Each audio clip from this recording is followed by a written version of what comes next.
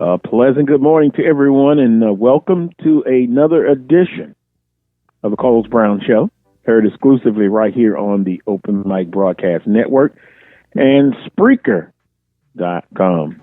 February the 13th, the day before Valentine's Day. I'm glad I make Valentine's Day at least twice a month, and that's 12 months out of the year. I'm going to stop right there. But for those who are going to celebrate that, you know it's time to get on the good foot. I will perhaps tell you a story about one of the best Valentine's Day gifts that I received. And just maybe I'll tell you one that I gave.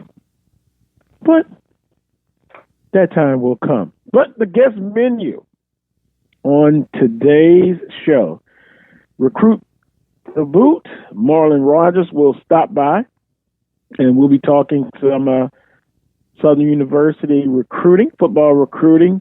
And we didn't get a chance to get into all of the recruits last week, so we'll do a little bit each week. He'll stop by and give us his thoughts on that 2021 February 4th signing class. He'll join me in hour number one. Then following Marlon Rogers, my usual guest, in hour number two, the coach, Coach Pettaway, joins me in hour number two, and Charles Edmond of the Alcorn State Radio Network. Here's simply what's trending. It's a lot of stuff going on, but these are the stories that I feel is relevant. SWAC announces the spring 21-20 football ESPN schedule. And one can say Jackson State is on there a lot. A lot.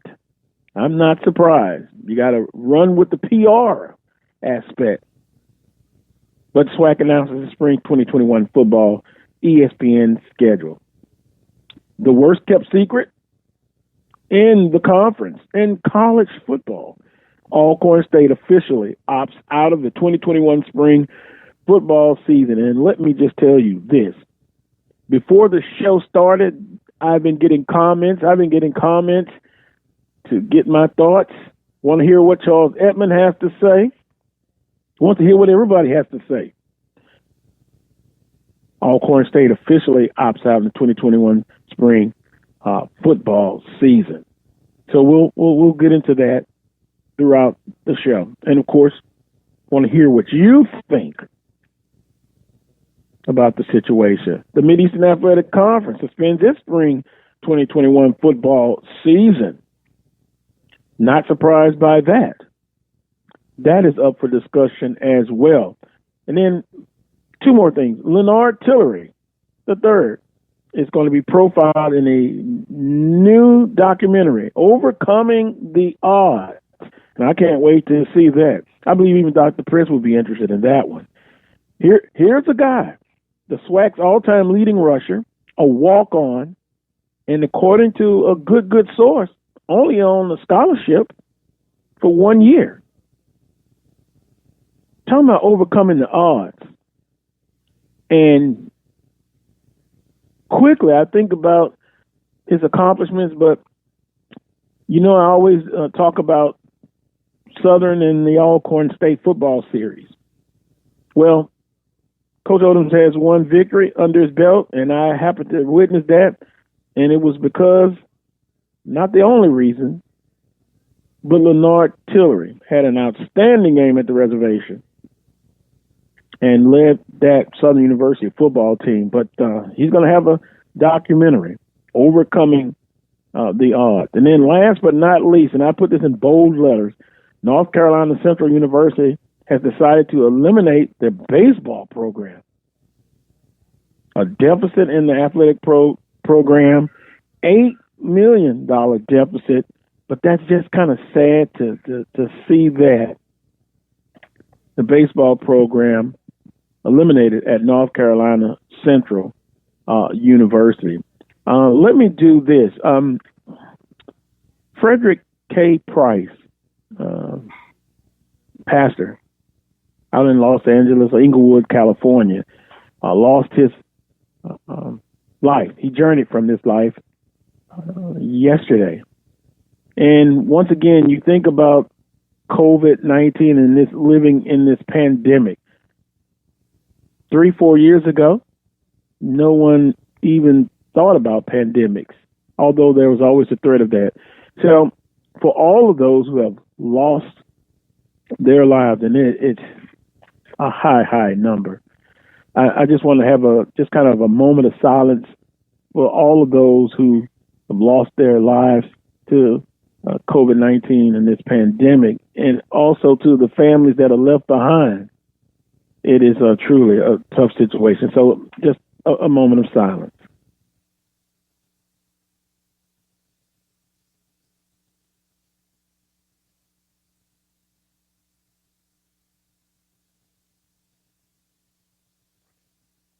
Thanks for those who understand that situation here. So I've given you what's trending here on the Coles Brown Show, the guest menu, Marlon Rogers, Coach Pettaway, and Charles Edmond. Alcorn State officially opts out of the 2021 spring football season.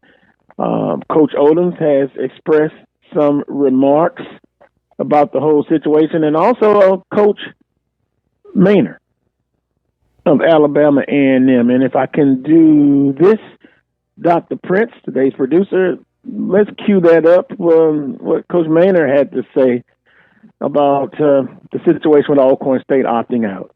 If they opt out because of COVID, they shouldn't be meeting, they shouldn't be lifting weights, and they shouldn't be practicing. They shouldn't have no spring ball if they opt out because of COVID, because if you do, you're contradicting yourself, okay, because you're still putting your kids at risk of getting COVID because they're practicing, they right in each other's face. So if that's their reason, then they shouldn't be doing any of those things. If they're looking out for their players, they should continue to look out for their players and don't do anything. Because if they're going to do that, they're going to lift weights and they're going to practice, they might as well play. That was Coach Maynard giving his thoughts. You can email me at the Carlos Brown Show at gmail.com. The Carlos Brown Show Facebook Messenger page. A lot of you like to send messages, comments, questions via that way. Text message me there. Tough situation. And to be honest, we had Charles Edmond on last week to talk about the situation. He didn't know a whole lot, but according to my good sources, and I have those sources everywhere, let's just be brutally honest. It's really not about COVID-19 as far as Alcorn State opting out. I've mentioned on social media, I may have mentioned this on the show, there's a lot of internal strife that's going on at Alcorn State between the director of athletics and coaches within the athletics department.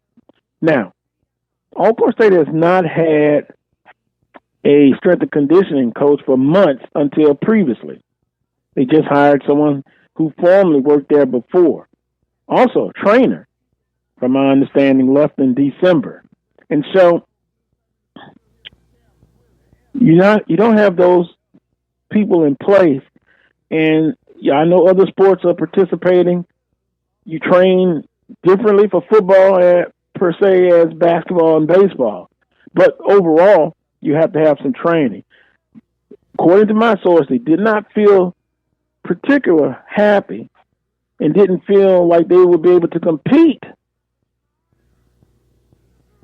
in the way that they should because of what I just mentioned, not having those important people in. Also, there's a love-hate relationship going on between the athletic director, Horn, and the basketball coaches. Now, alums are not happy about it at all. Some have expressed to me their desire not to have the director of athletics, Horn, there at Alcorn State. Also, COVID-19 cases, you have to report those. My source says that they have not been accurate in reporting those numbers. So if it's COVID-19 is the sole reason, no. In my humble opinion, it's not. It's not. It's because of what I just mentioned. And Coach Maynard, Coach Odoms has come out and expressed concerns about they shouldn't be able to, lift weights, as he stated, participate now. But there is a rule that you're allowed 12 hours per, to use to your discretion. And technically, they can do that for Alcorn State, football program. But some of you have expressed to me that they shouldn't be able to do any of that.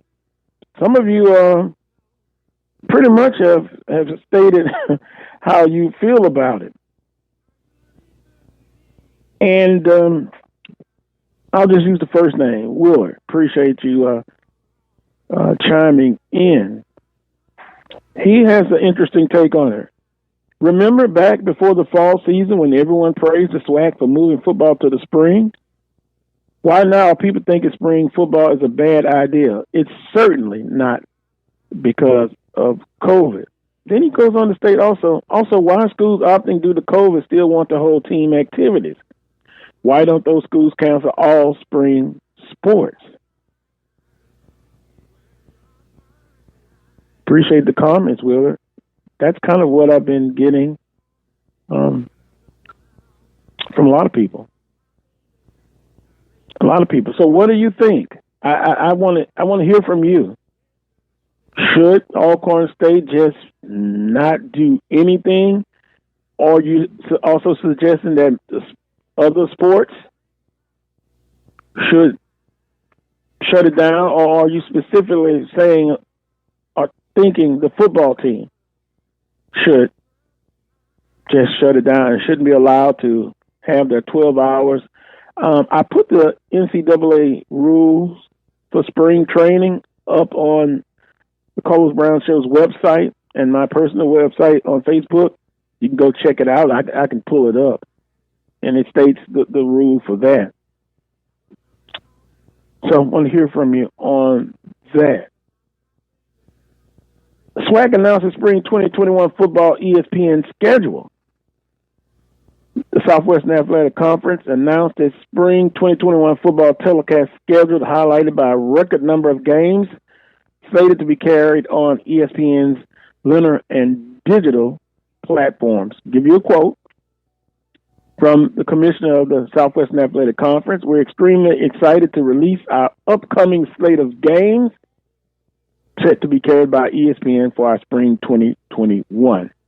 This lineup is highlighted by multiple intriguing matchups that will feature all of our member institutions competing in the sport of football during this highly unique spring season. And, of course, it lists first game February 21st, 1 p.m. Edward Waters at Jackson State, ESPN 3. Southern and Alabama State, February 26th, ESPN 3. Mississippi Valley State at Jackson State, ESPN 3.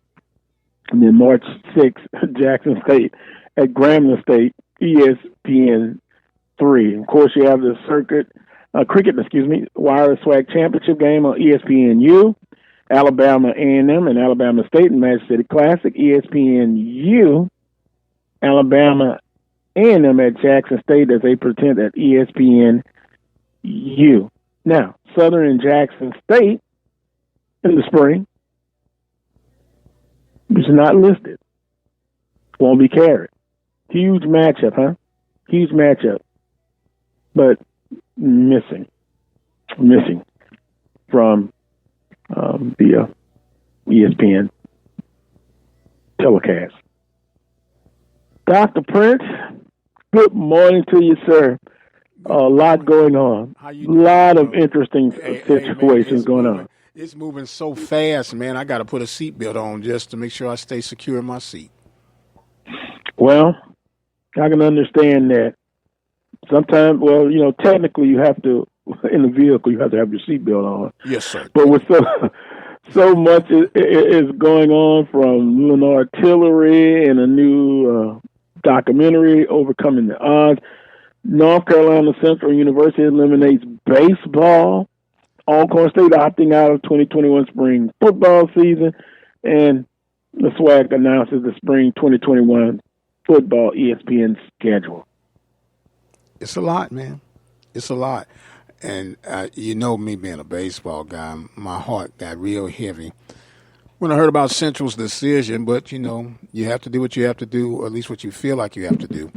And it's just a tough deal, a tough deal. And it's still not going to make up the difference of the deficit, but they'll figure that out down the road.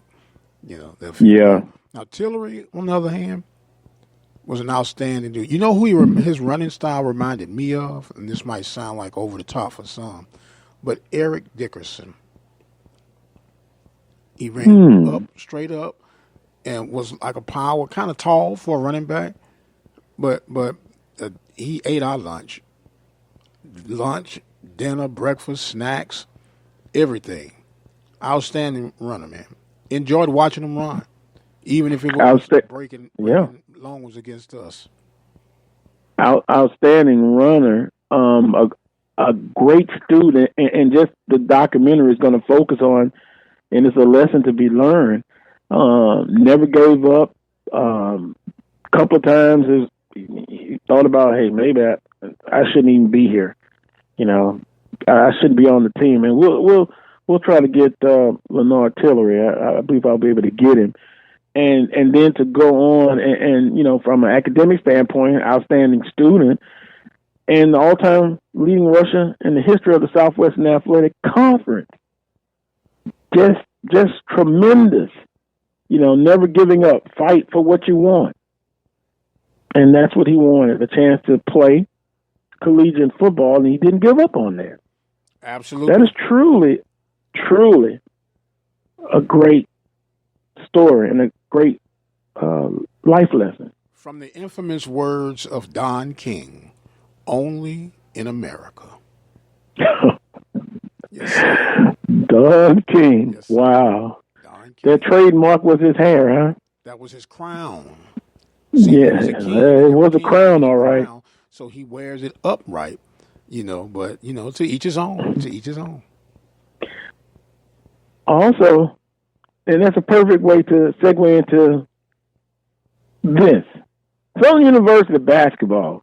You know, now some people, watch out here. 5, 4, 3, 2, 1 on the men's side. I'm not going to make excuses, but the other big topic that I've had discussions with across the board is, what is going on with the men's basketball team on national television? And I think that really just brought up a lot of feelings. But they dropped 2 games this past weekend at home. What is the cliche? You take care of business at home, and you split on the road. Well, they dropped a 72-69 decision to Grambling State by 3 points. Doesn't matter. It was a loss. Jackson State, a 4-point loss that Monday night.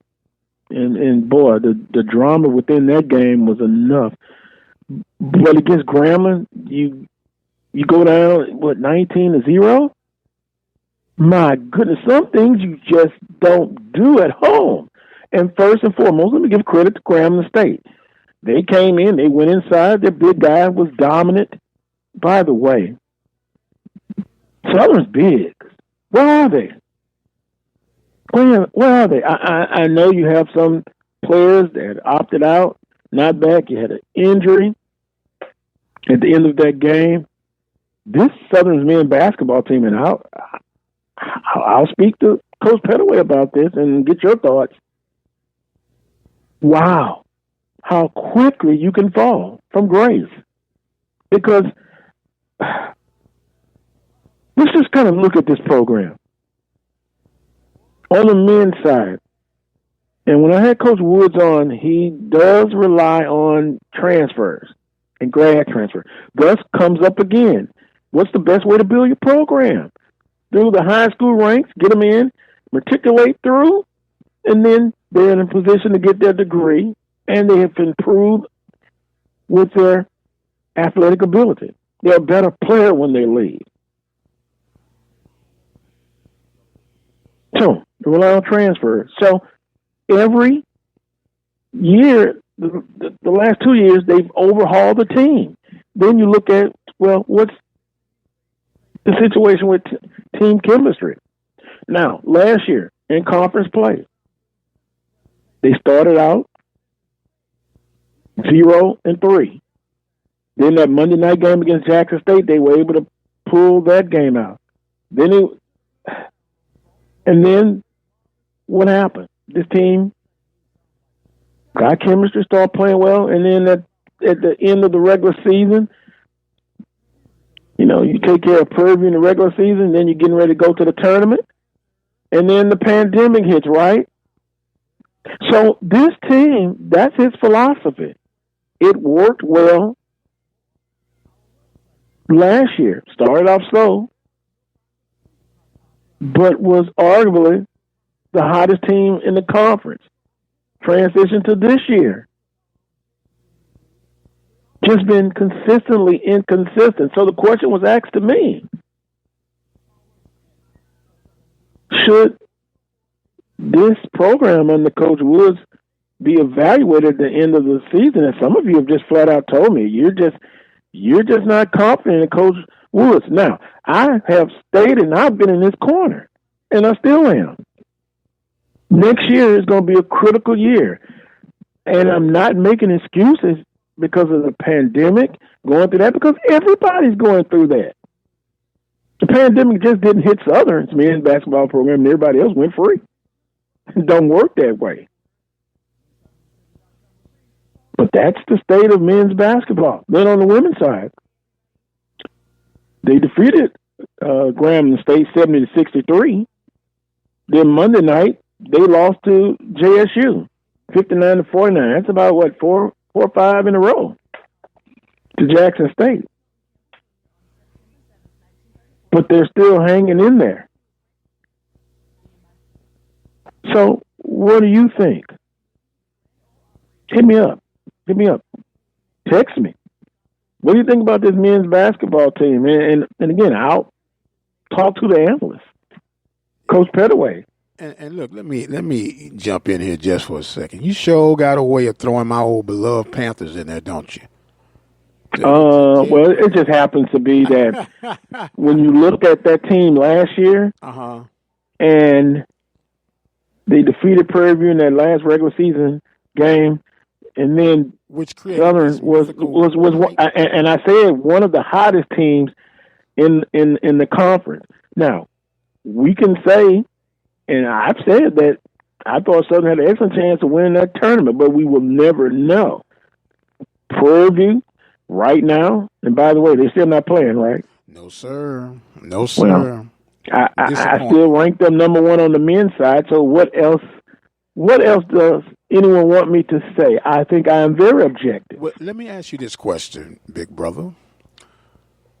Is it possible, and I use that term very loosely, that just maybe Southern wasn't as good as the hype presented? Someone could come with that perspective, but I look at the body of work. The first year, this year, not doing as well. Thus, that's why I said next year is going to be a very critical year to evaluate. But some are saying evaluate now. Some have told me they've never been sold totally on Coach Woods. I'm still in this corner, but am I in the minority on this? That's what I'm asking, I guess. Well, are they not pleased? But you're saying don't believe the hype? No, it is what it is last year. So are you saying that the people are not believing in Coach Woods' system, Coach Woods' philosophy, or Coach Woods' players, or is it all of the above? I've heard all three, but mostly, if I put a percentage on it, I would say 80% it's philosophy. Here's what I'm hearing. What is his identity on offense? Number two, relying on transfers and overhauling your team every year, that comes with a price. Year one, it worked, but it got off to a slow start. Remember? Yeah, but that's somewhat of the trend of today's coaching, and the reason I say that is gone is the day of the fan base being patient. Everything has to be instant. I need to win right now. These coaches are paid, decent enough salaries that they have to get right now results. So when they look at what they inherit as a coach, then they look for a quick fix, as you mentioned that first year. So you get you some JUCO players that can plug some gaps, some transfer players that can plug some gaps. Then the philosophy that one would think, while you're plugging that gap, get you a couple of key freshmen in the case of basketball to help look toward the future. Then as you building and training the freshmen to your style, your philosophy, which will put your true identity on, you continue to add a couple of transfers and maybe a JUCO transfer or a portal transfer, whatever the case may be, while you're building your team. But what I'm hearing is that people like, to heck with that, let's build from freshmen. I'd rather deal with my lumps and bruises dealing with freshmen than to take a calculated risk with a transfer student and it implodes in your face. I always say if I would build a team, if I was coaching, and obviously I'm not, we do it the traditional way. There you go. Traditional way. Add a piece or two here with transfers if they fit what you're doing. But overall, ideally, the traditional way is self-sustaining and long-lasting. And then it comes down to, other intangibles in the equation. But unfortunately, a fan base has a right to their perspective. And what have you done for me lately? That is often the case. Well, that era has slowly passed us up, my friend, because right now you got that. And see, if I'm but Dr. Prince, it's I guess it's easy to say it overall, looking out over this conference. But if I can understand the frustration, because I understand the frustration, and here we go again when we talk about football. Some people have said, well, why you feel that way? You were runner-ups 2 years in a row. But I shoot back, if it was your team losing and getting close and losing, the thirst to get that championship, you would understand. And I often bring up the example, if you're Alcorn and you're 1-10 against Jackson State, you would know the feeling. You definitely would know the feeling. I get all of that, and that's why the right now mentality has come, because people are in the mindset that I want what I pay for, and if I'm going to pay upper echelon salary, and I want upper echelon results. I don't care how long you've been there. I don't care how much you have to overcome. I brought you in here to win. The fan base expects you to win. Now, if I'm paying you mid-range salary of the pack of whatever conference you're connected to, and I'm getting mediocre results, you know what? You become a little bit more tolerant, because then you start saying, well, he's making only so much. He has these limited amount of resources, and you go on and kind of tolerate just a tad bit more than if you're bringing a guy in top salary and you're not getting top results. That's what I'm saying. But right now it's so fast, it's so instantaneously. We don't have the patience of building programs. What we want good teams that can hopefully lead to a program, instead of trying to build a program that will lead to good teams. Well, the basketball guru Jack is trying to bring everybody back in. Okay. He says Southern's men. Hello? Are you there, Carlos? So basically, Jack, Okay, hold on, Jack, Carlos. You went out just for a spell, so please repeat what you just said. Jack said, can you hear me? Yes. Jack said Southern men didn't overhaul this team. They were picked second because of the returning players. Only one of those players played Monday night, and Shivers got hurt that Saturday. Then he goes on to say, Burns and Lee and their season-ending injuries, and they're not playing.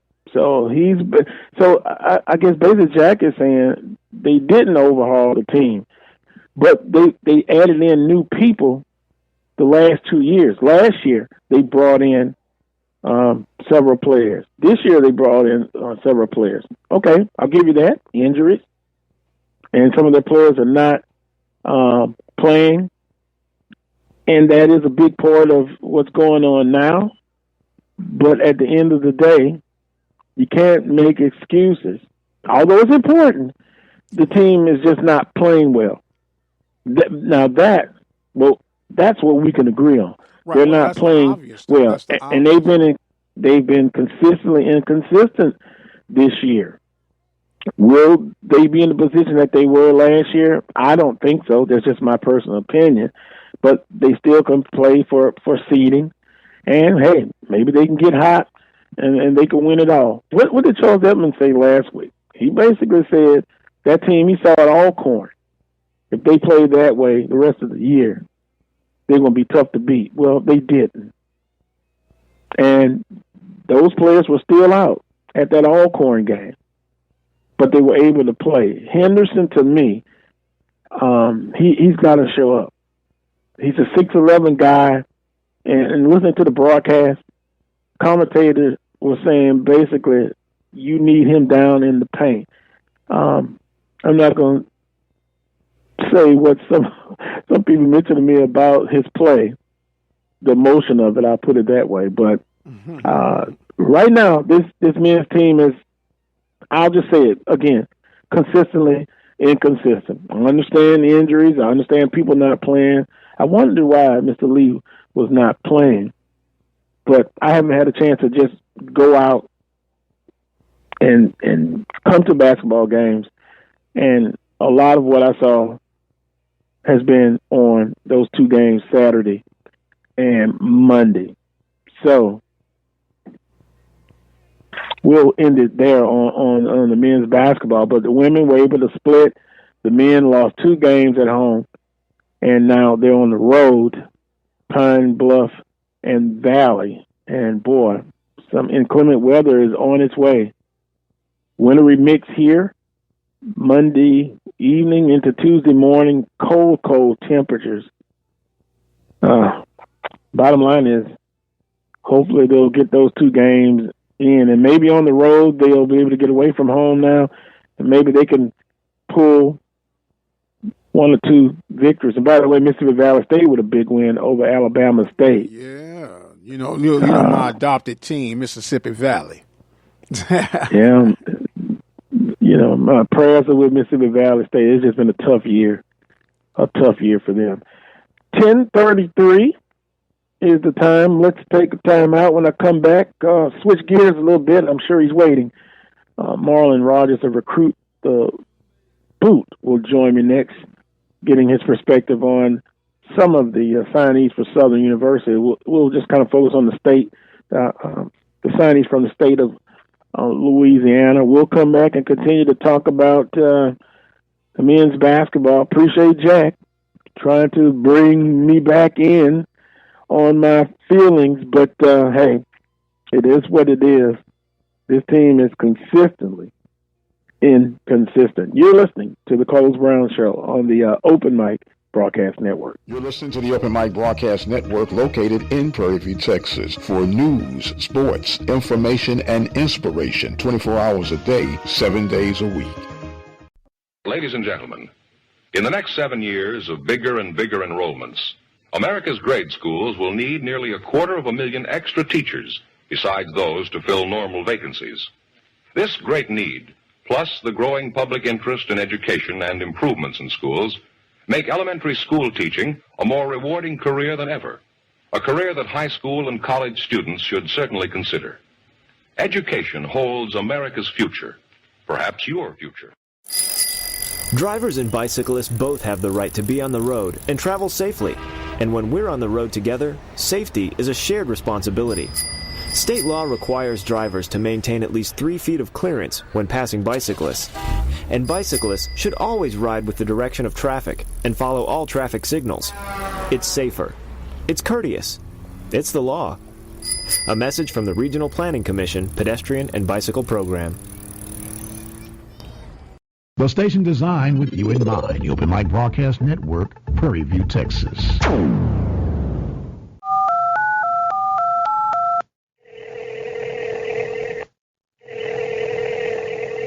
It's the Open Mic Tele-Network line. Dial 720-721-1558, and instantly at your fingertips, you'll have the latest local news, weather, and sports. Need a word of encouragement? Dial 720-721-1558. The Open Mic Tele-Network line features weekly prayer, verse of the week, and local ministries at your fingertips. Everything you need on demand. Dial 720-721-1558. 24 hours a day, 7 days a week. No internet, no problem. No Wi-Fi, no problem. No app, no problem. All you need to do is dial 720-721-1558 to listen now.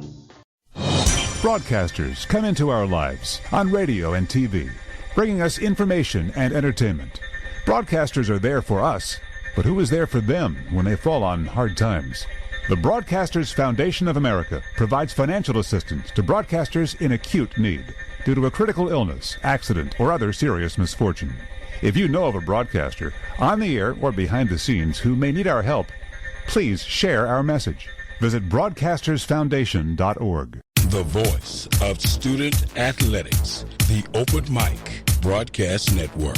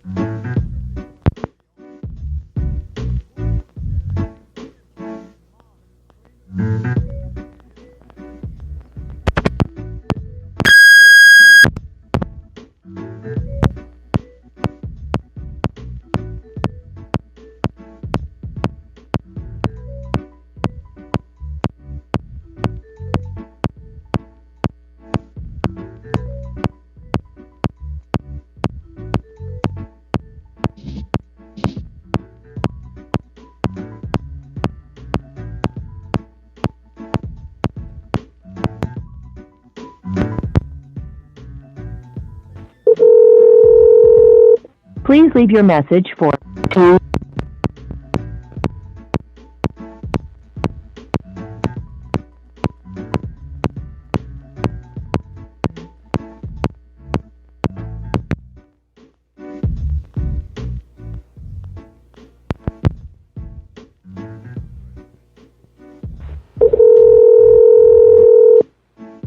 Yes, sir.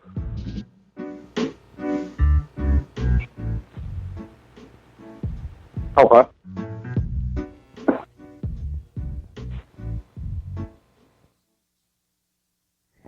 Welcome back to the Carlos Brown Show. We're having a technical glitch right now, so we're going to take us another quick break, and we'll come back with more of today's live coverage. Keep it right where you got it. You're listening to the Carlos Brown Show live on the Open Mic Broadcast Network.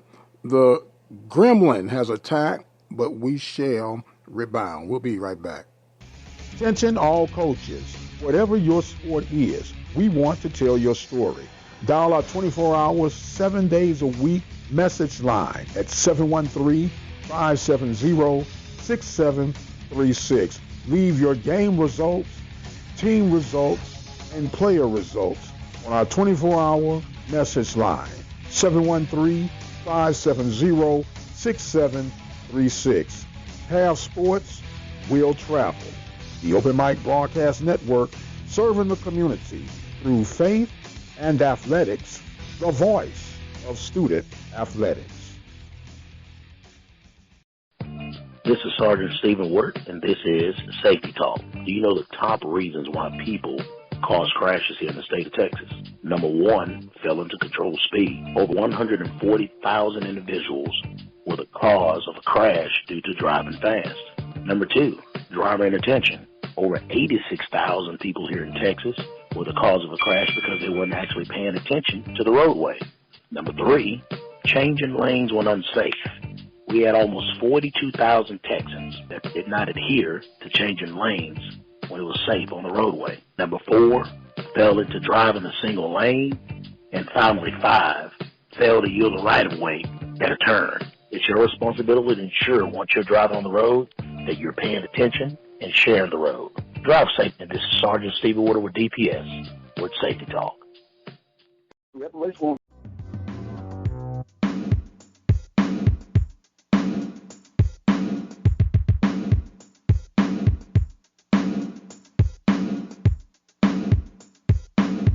One. Well, I'm back. A little technical glitch right there, but that's okay. Hey, you got to roll with the punches. As Jack would say, when you're missing out on some key players you expected to be helping you, you can't expect the same results.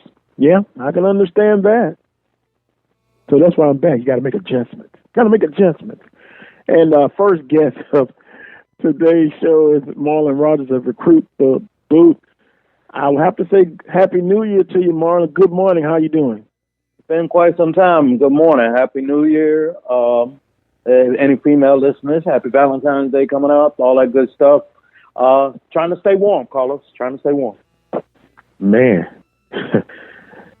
You know, this isn't not when I retire, that music we were hearing previously before we got knocked off, it makes me think of the islands. I'm going to retire to Jamaica somewhere where it's a nice, warm climate, although Louisiana is a subtropic climate, Marlon. But as I grow in years, I don't like the cold, brother. And, you know, I'm originally from Maryland, so I grew up to my teenage years in the cold. But as I've gotten older, you know, close to 40 now, I've grown to not like the cold anymore. Hey, I'm getting up there, guys. I'm just trying to wake up every day. Marlon, you're still a baby, young. I tell you what, this baby is not moving back to a cold weather climate. It will take a lot of zeros after a comma for me to move back to an older climate. It's going to take a lot of zeros to get me to move back to a cold weather place. Yeah, well, speaking of cold weather, spring season for football, they're going to have some chilly days, but I wanted to have you on to talk about the latest signings. February the 4th, that's still the traditional day, if I can use that term. You have the early signing period, but kind of want to focus on the state of Louisiana and just kind of get your thoughts and perspective on what Coach Odoms has done on that February the 4th signing date. Well, I mean, Coach Odoms, as long as he's the guy who's leading Southern University, which I have no problem with. I'm a fan of Dawson Odoms myself. He's going to have a type. And when I say he has a type, he's always going to go big in the trenches. He believes, like most coaches, that football is won in the trenches on the offensive and defensive line. You're always going to see him go heavy in that area. If we take 5 signees in a year, there's a chance 3 or 4 are going to be offensive or defensive linemen. When it comes back to his type, he's going to get bruising runners, and then he's going to get a couple of scat backs. At receiver, he's going to get some big possession guys that you can throw your jump balls, your 50-50 passes to. You know, that could help with some of the flaws that your quarterback play may have as far as accuracy or touch is concerned. And that helps. And he's going to get his slot guys that have produced heavily over time at Southern, going back to Willie Quinn and guys before that. that can really produce over the middle of the field, make guys miss, are excellent in open space. So he has a type. I applaud his type. He's going to get better in the trenches until he can consistently beat Alcorn State. I really believe that's what's leading him in that direction. When you have a team that's putting 200, 300 yards on you on the ground, it eliminates your chances of winning football games unless you can force turnovers. So I know that's eating at him, and can you really blame him? Well, that Alcorn games is very interesting, and we've talked about it before. I've given my opinion on it, but back to the trenches, as I pull up players from the state of Louisiana. John, let me pull it up. John Miller from Karen Crow. From Karen Crow, All-State, state champions. Huge Talk about play. him. All-State. State champ at Karen Crow. Congrats to Karen Crow. I believe what's the first title since 1992, back in the Kevin Falk and Wade Ritchie days. They won this title against a very explosive, extremely talented, probably best program in the state, Edna Carr team. And it caught me off guard, to be perfectly honest with you. I never expected it. I watched that game. They hit him in the mouth. John comes from a veer running attack, which is not the most aesthetically pleasing offense to watch in football, but it's one of the most highly effective offenses to watch in football. Physical, baby. Yes. Very physical. 3-year starter, has experience at left tackle, which was his primary position. He actually moved to center this year because, as coach indicated, they had some struggles with center quarterback exchanges. So him being a veteran, they moved him to center. We're talking about a 6'4", 300-plus pound gentleman being moved to center to anchor that offensive line with two really good running backs behind him. I know one is going to Louisiana Lafayette. He spurned some big Power 5 offers that he received late and stuck with Louisiana Lafayette. And I'm unsure where the other is going, but they had a great running attack. He led the way at left tackle and center. He's quick off the ball. He does have an issue with pad level, and when you're that tall and that imposing on your opponent at the high school level in a veer offense, it's going to be difficult to have an issue with pad level unless you're just cut blocking all the time, which he wasn't. So he's going to bring a sense of physicality that I know Coach Odom's probably, his eyes probably popped out of his socket when he saw it. To go with the versatility of being familiar with playing tackle and center, I'm sure you could sprinkle him in at guard if necessary. They had a few pulling plays at that size. It wasn't overly impressive, but you're not going to ask him to pull a lot of Southern. We're downhill power football running team. So go straight, lock, drive. They'll help him get to the next level on his blocks when he can. Be an asset. It takes some time to develop. They may drop a few pounds on him, but he's physically opposing, very physical run style, fits the Southern mold. Projected in college, what do you think? Guard, tackle? Guard. I would put him at guard. When I saw his footwork, I didn't see tackle. I saw guard. He's a mauler. He loves to get physical, get his hands on people, push them back as far as he can. Tackle, you want your tackles physical, of course, but you have to have some finesse. You got to be able to kick slide. You got to be able to get out of your stance. You got to be able to play against speed. Speed could possibly give this gentleman a problem. So you put him at guard. You tell him go find work, knock people off the ball. Okay, coach, you got it. Pretty easy. Gotcha. Well, we'll continue through the offensive line. We had Coach Valdez on last week to talk about this young man, but Jaquan Jones from St. James High School. Talk about him. Jaquan Jones, more athletic than John, which I can see him as a left tackle. He played defensive end as well.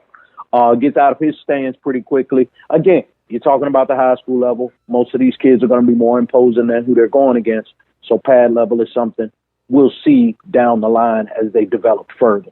I'm sure Coach Valdez could do nothing but speak heavily about him. Another former state champ, all Metro selection, all state selection, really fires off the ball. He's got some footwork concerns that you want to work on, but you see the athleticism is just raw. So you clearly see he's an athlete. It wouldn't shock me if this kid maybe had played some basketball at a time. I don't know if he does now. But you can clearly see the athletic ability that he has. I'm sure going up against somebody like Savion Jones that's going to LSU did nothing but help him every day in practice. He's another nasty run blocker. He gets real physical on run blocks. He can kick slide, but he doesn't look overly comfortable with it. I know Coach Valdez, they run pretty physical, run out of the spread like Southern does, but they'll go over the top as well. But the ball's coming out so quick. So how often is he seeing a speed rush? How long does he have to block? You don't want to have to block long at all anyway, but, just in case. But his future's at tackle, left tackle or right tackle. It'll be interesting to see how he develops. He's got pretty decent arm length, it looks. And he's got good strength to go with it. So as he gets stronger, works on his footwork, he could have a future at left tackle. If not, you'll plug him in at right tackle, have him on the strong side with the tight end. And if not, you got a physical running style on the right side. Visiting with Marlon Rogers of Recruit the Boot, discussing Southern University signees February 2021, February the 4th. Interesting guy, and I believe this young man, he comes from a great program. We're going to switch to the defensive side, and I want to say maybe he's the preferred walk-on, not exactly sure, but Marcus Bone Jr., when I watched his tape, here's a guy who basically on his Twitter feed saying, he put out a lot of tape, and he appreciates the offer from Southern University. But Marcus Bourne Jr., looking at his tape, this guy can flat out cover. What can you tell us about him? Marcus, I can tell you, Marcus is, again, Southern loves the pedigree of winning programs. Like you said, he comes from one of the best programs, Archbishop Rummel down in the Metairie, New Orleans area, Jefferson Parish, if I'm not mistaken. Marcus can play. I'm really shocked that Southern was actually able to land him. He played in a secondary where I believe over the last 2 years, nearly every senior signed some sort of scholarship, whether it was Diggs, who played in the secondary and linebacker, whether it was Kaufman, who's at Vanderbilt, and a host of others. I believe they have one at Wake Forest as well. But nevertheless, Marcus brings good man-to-man technique. He played on one of the best defenses in 2019 season that we've seen in Louisiana, knocked off Catholic of Baton Rouge in a low-scoring game. I believe maybe the only touchdown was a punt return, special teams touchdown. So that just gives you an idea of Rummel's defense. Very quick off the ball. He can close on the football. This could have been something where it was more of a size issue. Of course, every cornerback coach has a particular type that they like when it comes to size at the cornerback position. But Southern's one of those programs that's willing to take the risk on a kid who may be, I guess you would say, not the ideal size of a cornerback, but he definitely brings the traits to the table to make plays. I don't expect him to be a preferred walk-on soon. You better get to work if you're a corner in that cornerback room, because he's going to bring it. He comes from a winning program. He's played against some of the best to come out at the receiver position. So this isn't like he's jumping 2 or 3 levels above with the people that he's going to be playing. No, this kid played against a Jamar Chase. He played against a Corey Moore. He played against a Francione. He played against a Chandler Fields at quarterback. So he's coming from a strong pedigree, strong competition.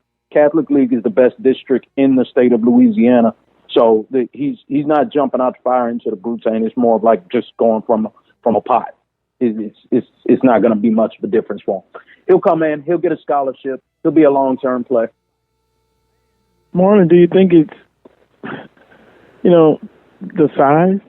When we always say, well, if he was 6'1", 6 foot, he would be someone where somewhere else he would be at a bigger school. But he's about 5'10", 5'9", about 170? 5'10", 5'9", I'd say that, 165, 170. I believe between 247 and max, perhaps he's listed around those areas, the exact areas you mentioned. I'm more of I listen to a lot of podcasts, especially about scouting and football and so on and so forth. And you have certain coaches that these scouts have been around where they're ideal size guys. Well, if I got the size, I can teach them what I need to know. But you have these other coaches and these are more risk takers that look for certain traits, ball skills, speed, quickness, change of direction, agility. Why is he always around the football? Is it his instincts? What is it? Is he a film junkie? So it's more based on the coach and what they're looking for. Of course, the higher you go up in level, they tend to think that, size matters a lot more than other schools. But when you come into the cornerback position, I mean, we just watched the Super Bowl. Honey Badger's 5'8"? This kid has the best instincts I've seen since Troy Polamalu. So you're telling me because he's 5'8", he couldn't play at any program in the country when he was coming out of St. Augustine? I know he was rated extremely high, so analysts did see it, and maybe that's a bad example. But you see where I'm going here when it comes to size. I kind of think it's just an excuse, a hidden excuse, a kind of lazy excuse. Well, I would definitely follow him because I think Southern just got a diamond, and I'm not going to say in the rough. A diamond. Same thing with the kid they got from Catholic at running back, Braylon Morgan. I believe he signed early. Love him. Fantastic play. How does he, I'm thankful. I'm a Southern alum and a Southern fan, but how does he not end up with, 15 plus offers? Even if it's at the FCS level, it doesn't have to be at the SEC, ACC, Big Ten level. What are you not seeing? Or maybe you're saying, well, I'm in Texas. This is Texas State or UTEP. We can find one of those in our backyard. Okay, but every state, every program can't find a Braylon Morgan in their backyard. We should be thankful that we're able to keep them in our backyard. So those two gentlemen, young men, will definitely follow and see how the career starts and ends. Switching over back to the offensive side, Kobe Dillon, although he signed in December, here's a guy that when you just look at the film, he was all world.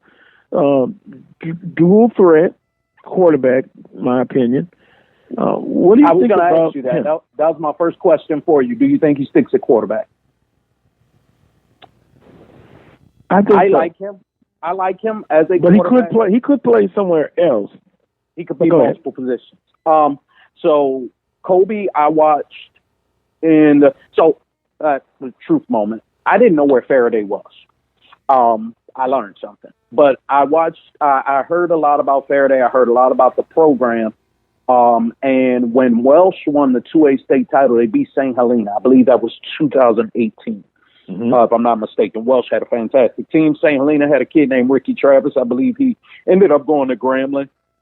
I'm not sure if he's still there, but I believe that was where he ended up going. Neither here nor there.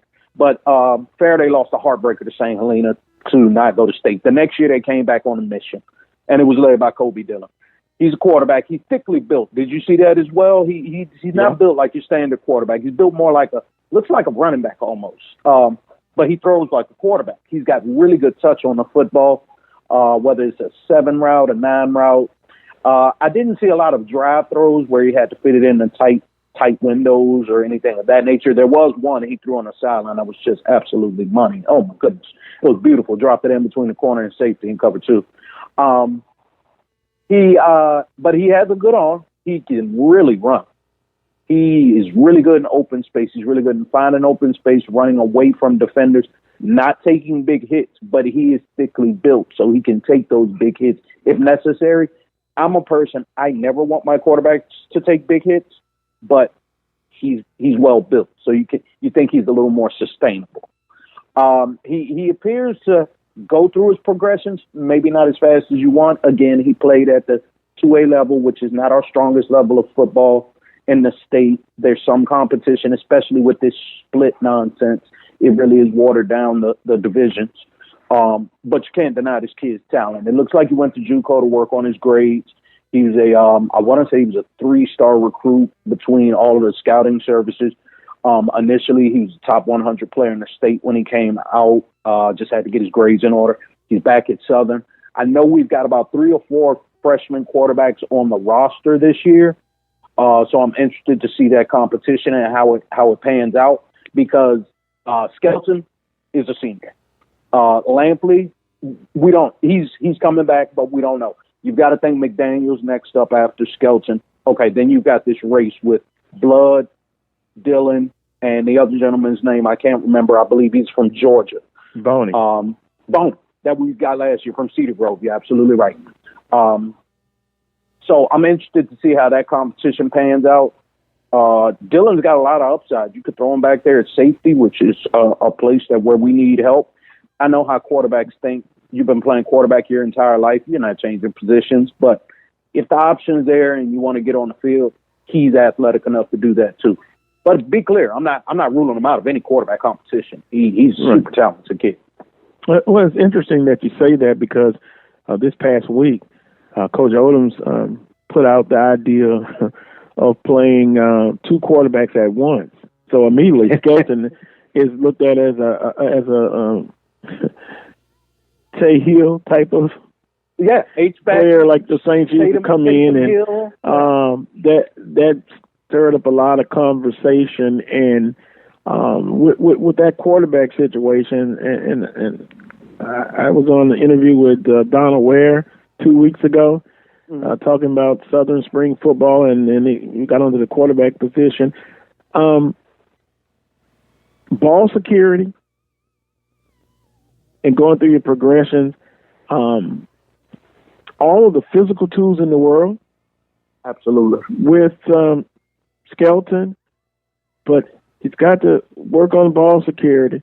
He's got to do the little things and mentally going through his progressions. And if things are not open, then athletic, of course, to make things happen. But all of that to say this, with Kobe Dillon, it's a possibility. We'll see what the coaching staff, where they decide to play him. Will he continue to stay at quarterback? Will he have the opportunity or the option to moving someone somewhere else? I love your comparison of Skelton to Taysom Hill, and the reason I loved it, Carlos, is because what are Taysom Hill's issues? Ball security and progressions. It's the same thing. They give him one read, and if it's open, he's got it. It looks good coming out. He can make the play.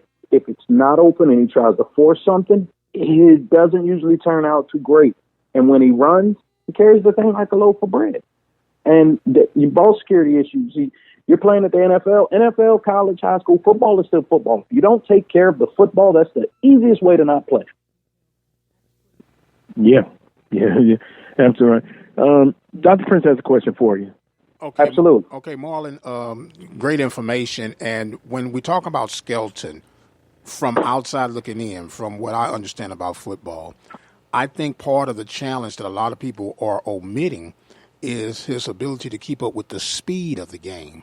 And of these quarterbacks that you're talking about coming into Southern, which one do you think, and I know it's a speculation guesstimation right now, which one of these guys from the film and the data that you've done would be able to adjust to the speed of the game to be more effective? I know you talked about the guy at the 2A level. The first thing jumped out to me was the speed of the game. Would he be able to adjust on a Division I level?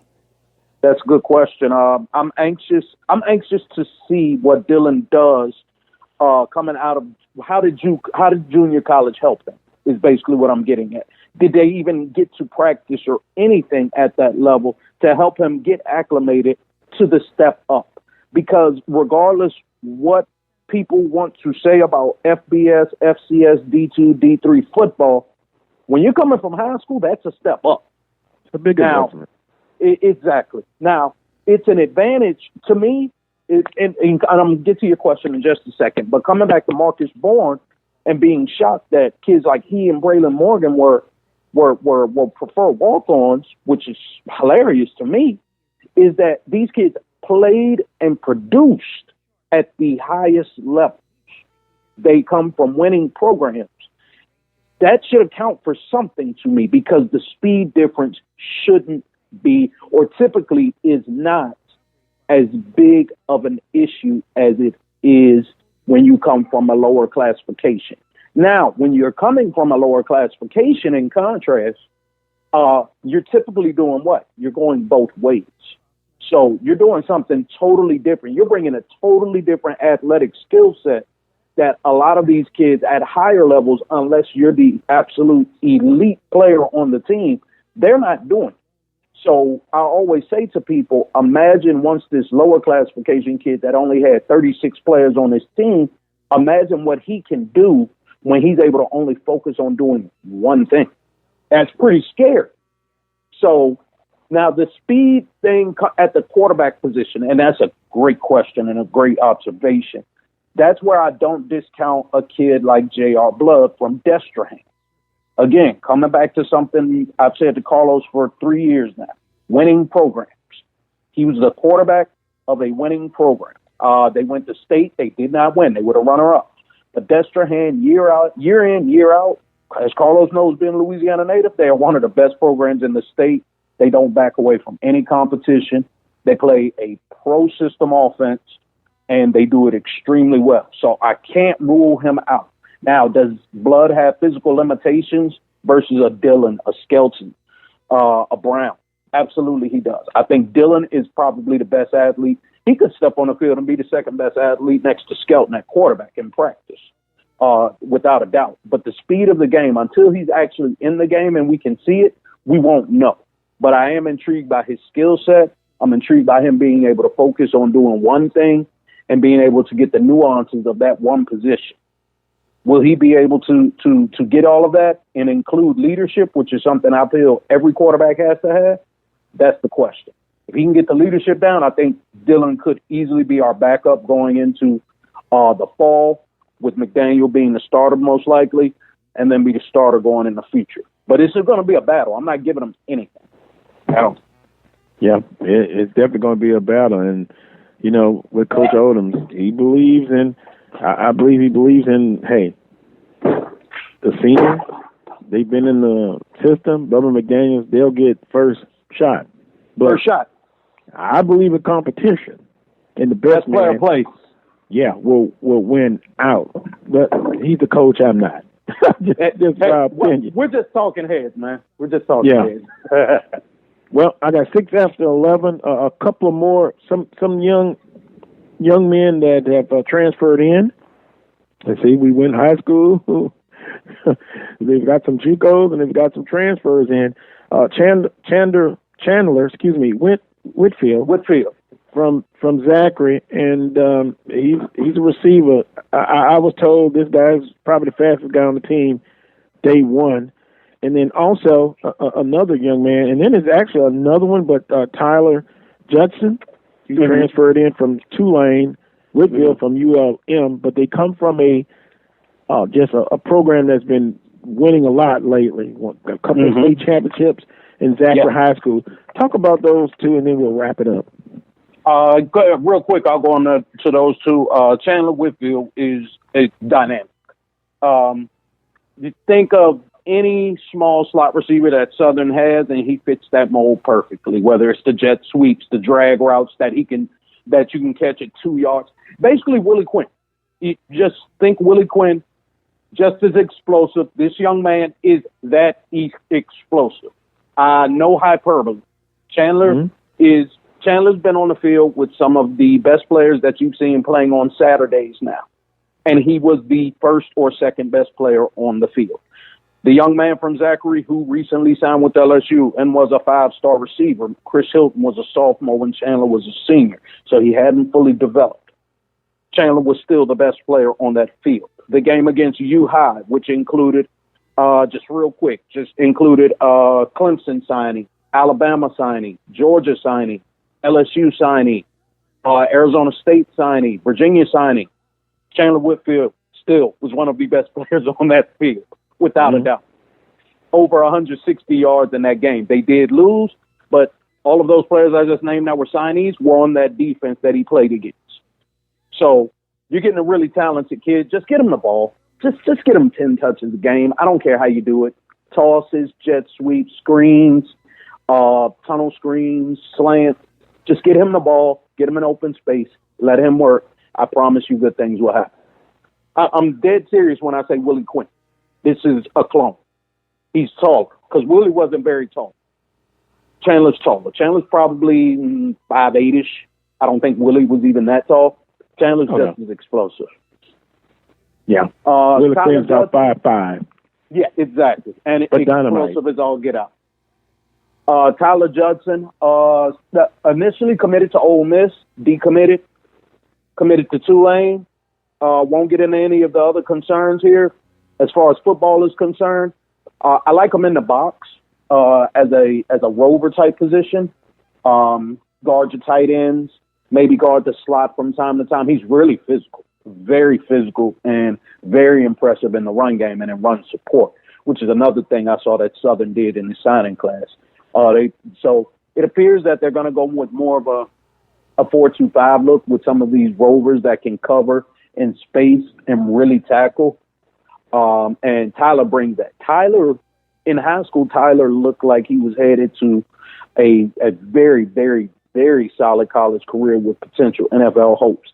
Has that gotten derailed a little bit? We do not know. We don't speculate. We hope it did not, because he has that type of talent. I would not play him as a free safety, single high kind of kid. I like him in the box where he's at his best. Think of Seattle's defense, the Seahawks, and not comparing, but think of their defense when they had the Legion of Boom and Cam Chancellor kind of played in a box, and they had Earl Thomas as the free safety. Well, I will compare Tyler Judson to the Cam Chancellor role. Just in the box, just as physical as a linebacker, but has the ball skills of a defensive back. And when he gets his hands on the ball, has the speed to go the distance. So, exciting times, man. I mean, a lot of people aren't familiar with these kids. Some may have forgotten some of them. There's other kids we didn't get into that have potential. They do need to develop, but they have some potential. I remember 2-3 years ago, we talked about some kids that are now going to be starting on the team. So it's really cool to come around and see how that goes and keep up with them and keep up with their trajectory and see if you were right or wrong, see what you missed. It's a really good time. I always love coming on and doing this. Well, we appreciate the time as always, and I guess we'll do part 2 next week. Hey, we got to get into 22 and 23. They got big classes. Well, it's always, hey, you recruit, it's over with, but recruiting is all year. 22 year-round sport. 2022 7-on-7 season right now. Yeah, that's absolutely right. So I often tell everybody, hey, this tour 2021 fall, you notice I'm not saying spring, fall, the No Excuses Tour. None. Southern University, no excuses. No excuses. Yeah. No, it's not a hidden message. It's a message. It's never hidden with me. No, this something needs to take place this year. Everything's falling in line. I listened to your Alcorn State information. A lot of that I was not privy to. As far as in-house, which all I could say was wow. Yeah. I hope they get it together, because this football season won't be the same without it. I understand why Banks is so upset. He lost a home game, regardless of if it was going to be 1,000 or 2,000 fans. That's revenue you just lost. So that it's a tough situation for everybody. I'll be interested to see how it turns out. Well, yeah, we didn't get into a whole lot of it, but Banks also put out his feelings on the situation.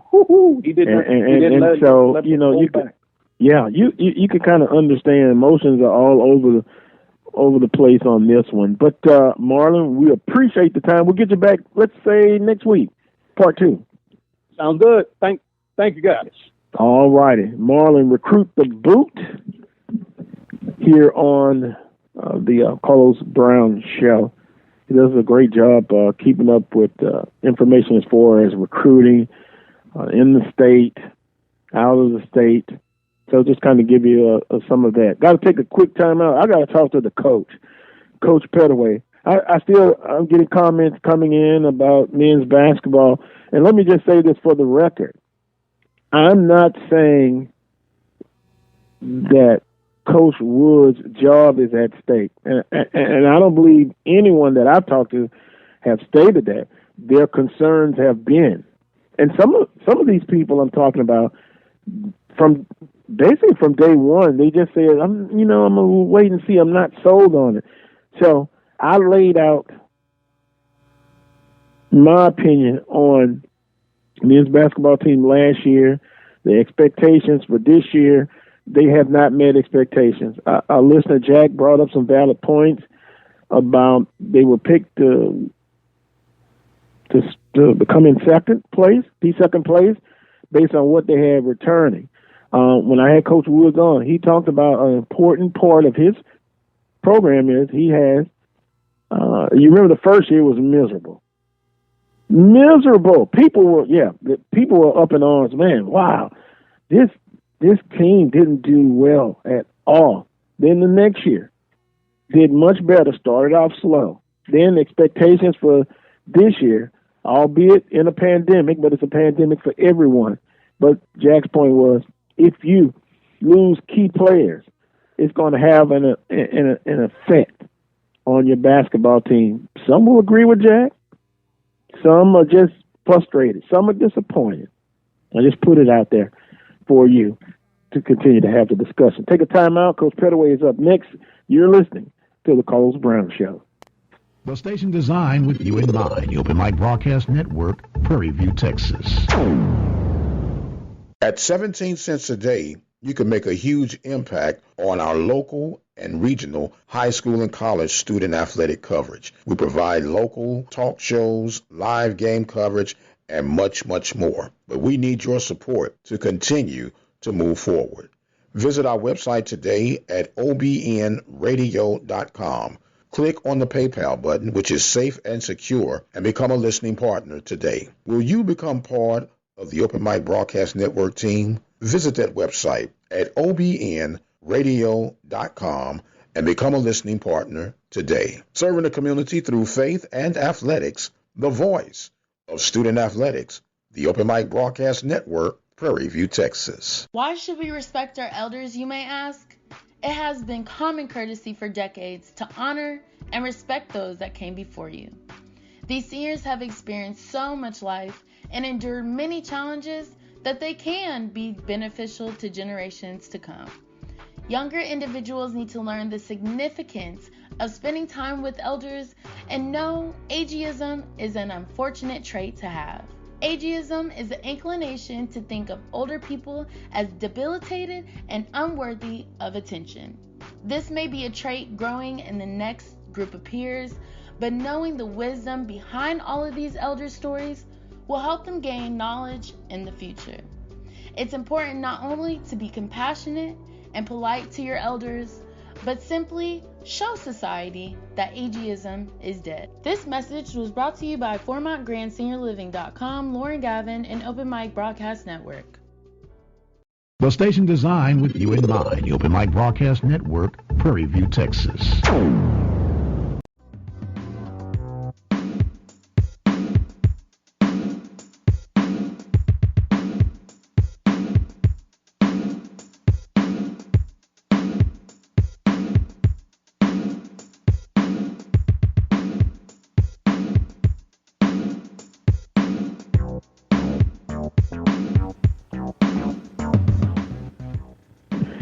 Welcome back to this week's edition of the Carlos Brown Show here on the Open Mic Broadcast Network, 11:17 Central Standard Time here on today's show. Now we're going to visit with the coach, Coach Van Pettaway. Coach, good morning to you, sir. Hey, good morning, Carlos. How's everybody doing? I hope everybody's had a blessed week and looking forward to to Valentine's Day. So I hope everybody has already taken care of their business. Coach, I know you take care of your business. I said in hour number one, when you are a true player and a true gentleman, you don't wait till Valentine's Day to get things popping. You know what I mean? I'm sure you are a 365-day man. I agree with you 100%. My wife already knows that every day is Valentine's Day. Coach, we're family programming. Coach, the best gift I ever received, and this is the PG version, a good old-fashioned foot massage. Man, I fell asleep almost. Oh my goodness! I had to bless her threefold after that one. There you go. Well, that was a love tip for Valentine's Day on this week's edition. Yep. Of the Carlos Brown Show. Govern yourselves accordingly. Yep. Well, Coach, you texted me during the Southern ball game, and I was trying to get information on Alabama A&M, and the Jaguar Nation is not a happy camper right now with this Southern men's basketball team. Jack, the listener, has tried to keep a balance with what's going on. What say you, Coach Pettaway? Do something to make me feel good. Okay, well, look, I think I got it right here now. All right, first of all, I think all the Jaguar nations need to have patience, number one. Number two, if you look at this past weekend, had an opportunity to check out both games against Grambling. You lost that game by 3. But when I look at it from a coaching standpoint, you went 7 out of 17 from the free throw line. Okay, and you lost by 3. You had 17 turnovers. 5 of them was by your starting center, by Henderson. So now that's the Grambling game. So now, from a coach looking at the game, the kids were put in positions to be successful. They got to the free throw line. They got to put the free throws down. So this comes back to you looking in the mirror as a team. You got to look in the mirror and you got to be accountable for your actions and what goes on that floor. If your coach comes up with a game plan, if that coaching staff comes up with a game plan and puts you in the right situation, you have to go out and execute it. Okay, let's go to Jackson State. Jackson State, you lost by 4. You were 1 out of 9 from the 3-point. That equates to 11%. You were 16 out of 24 from the free throw line. You lost by 4. Once again, you're in a position where you can win the games, but you're not executing. So now is that all of the blame is going to be laid at the coach's feet, but the players have to go out and perform. So in that locker room, somebody's got to take charge and have the team to be accountable for each other. Somebody in that locker room has to do that. Now, in my opinion, I think they just lost a great player. When Shivers went down, I think that's going to hurt them down the stretch. Yeah. Because I always felt that he was part of that glue for that team. And then with that injury late in that game, that's going to hurt Southern down the stretch. So I just think that with the injuries they've already had this year, because he's not playing with a full squad because of injuries, they just need to be patient. You know, you can't do you want the quick fix and just want to win right now, or do you want a program? If you want a program, it has to be built. If you want the quick fix, well, you're going to be good one year, the next year you're going to be down because you went for the quick fix. So I just think they need to be patient. I think the players need to have a players only meeting, and they need to get some stuff straightened out because they're put, in my opinion now, from watching the game and from a coach's aspect, they're being put in the right position to do things, and they're not getting it done. They got the talent. They have the talent. They got to bring the talent that's in between those 2 ears together. Ooh. That's what has to happen.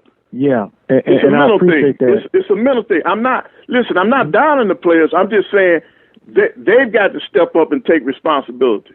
Also, don't leave a coach out there. Right. Well, Coach, let me do this. Michael, get your perspective on this. And this will lead me to what we were kind of discussing in hour number 1. Maybe I should have maybe brought it out in a different perspective, but here we go.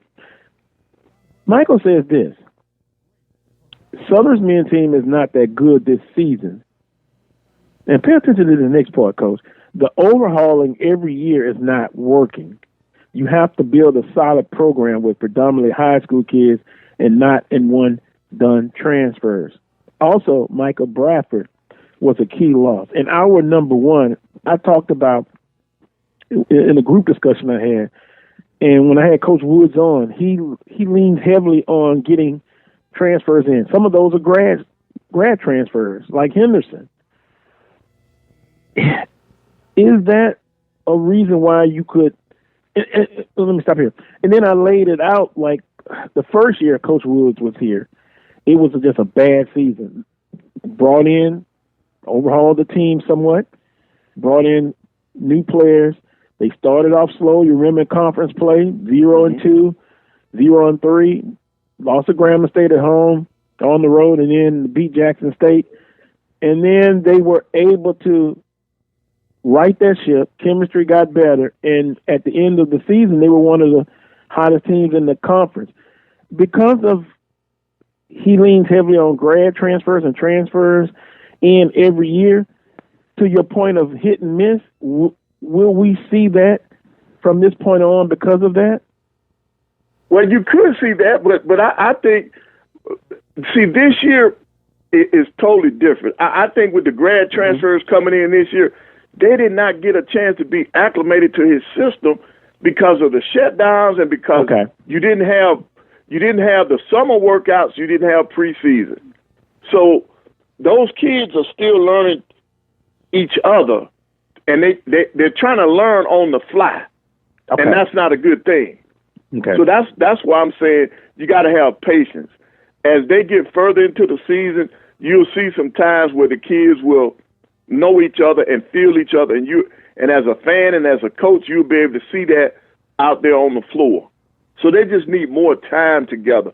But, you know, in building a program, some coaches have different ways of doing it. I've never believed in the I've never had one and done, but I did not rely on too many transfers.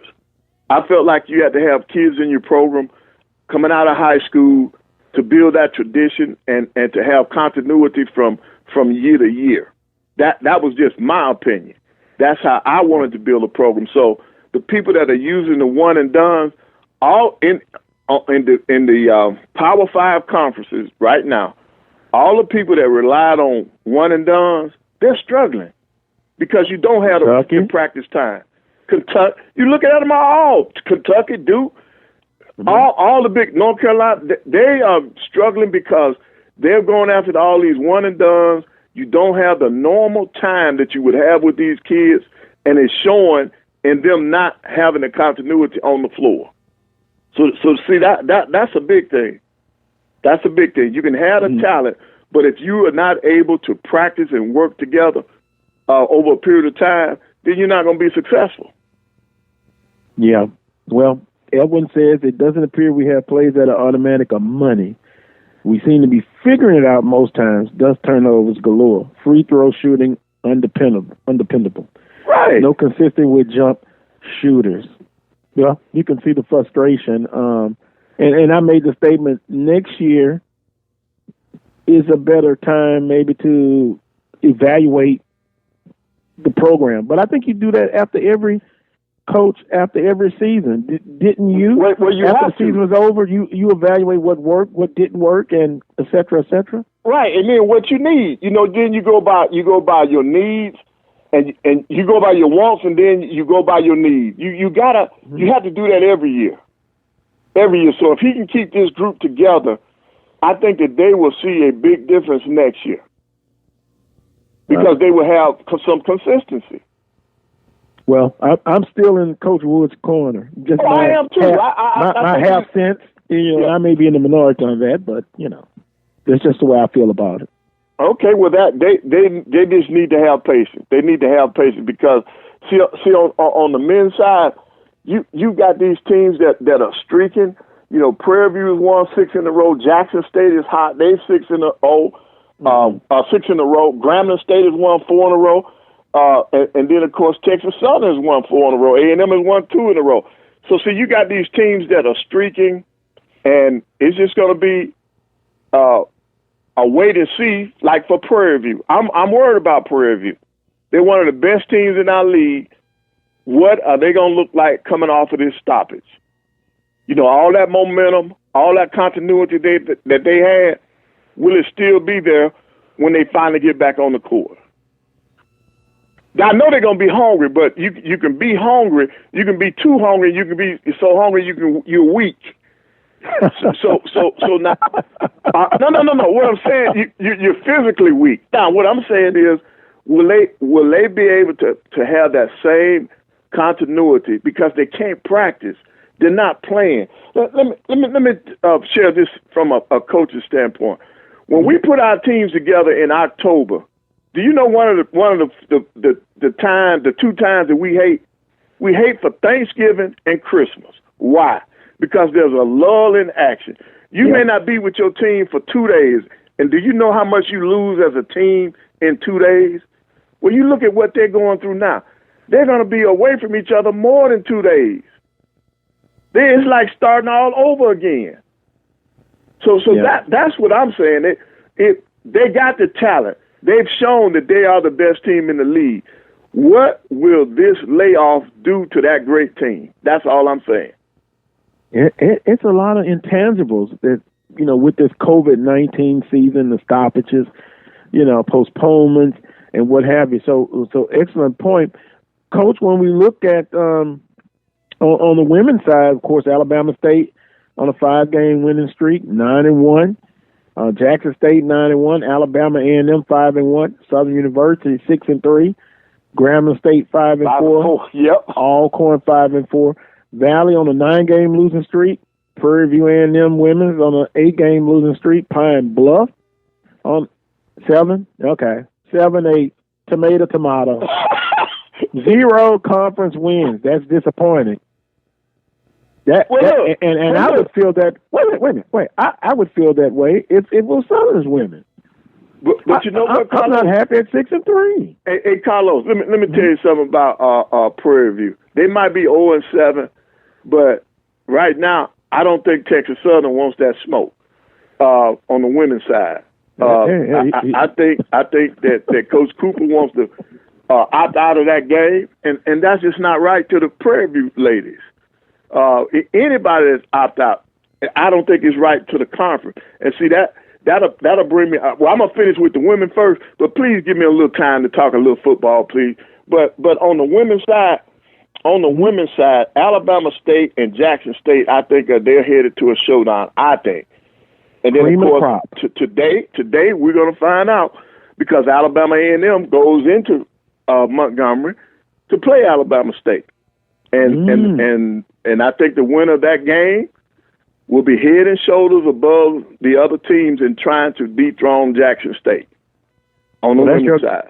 That's your game of the week on the women's side. That is my game of the week, and then I think on the men's side, I had a game of the week, and it just slipped me. See, Texas.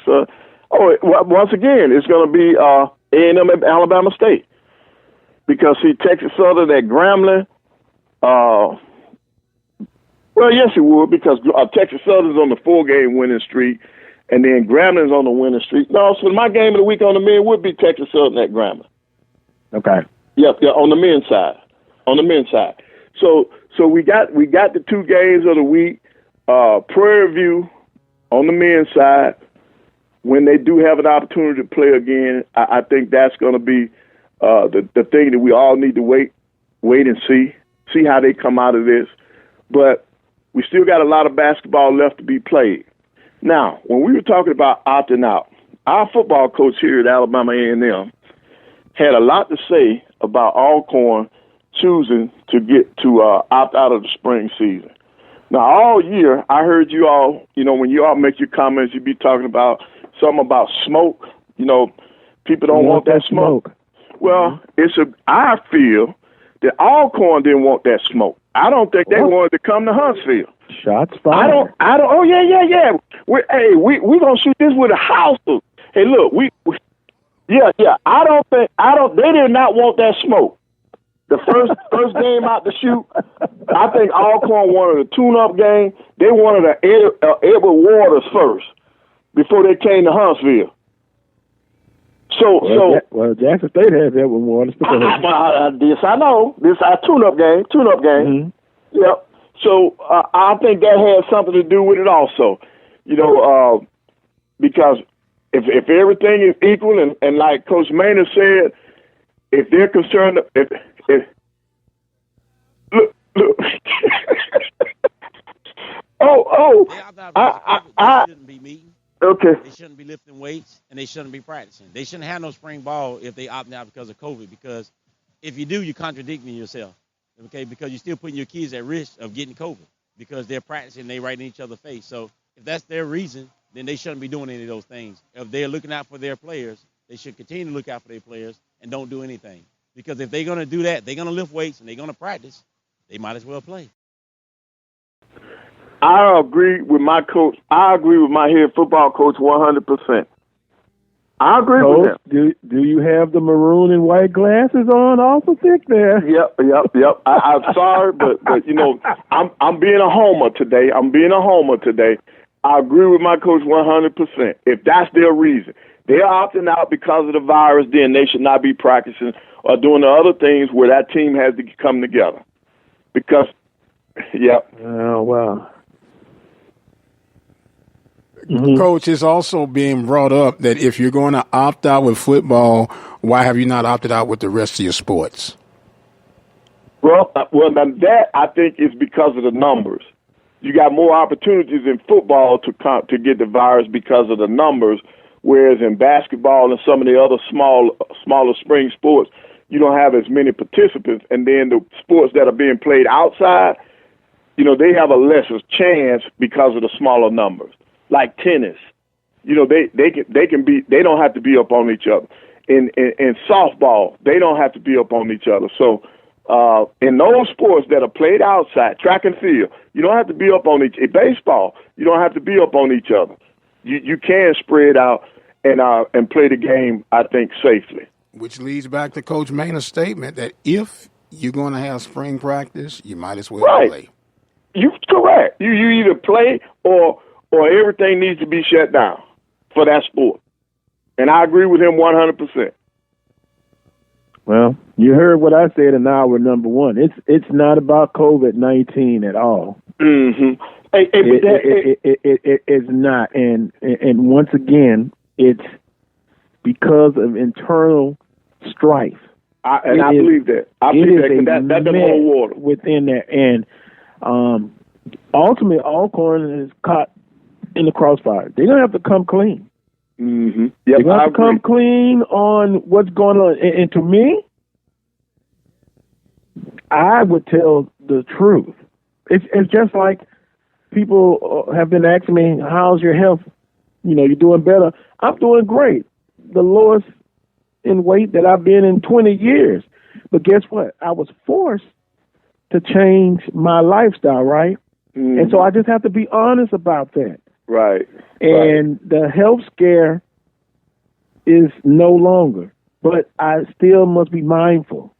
And I still must do what I have to do. When I see a piece of cake and I'm up against the wall, but guess what? I have a choice. The decisions we make, I can have that cake. Well, okay, not a whole cake, not even half cake, but I know what? The consequences. Right. But I can get just a little bit of piece. It's not like it's better than not having it out. When I tell you little, it's micro, actually. Micro. But it's about decisions and making choices. Come clean.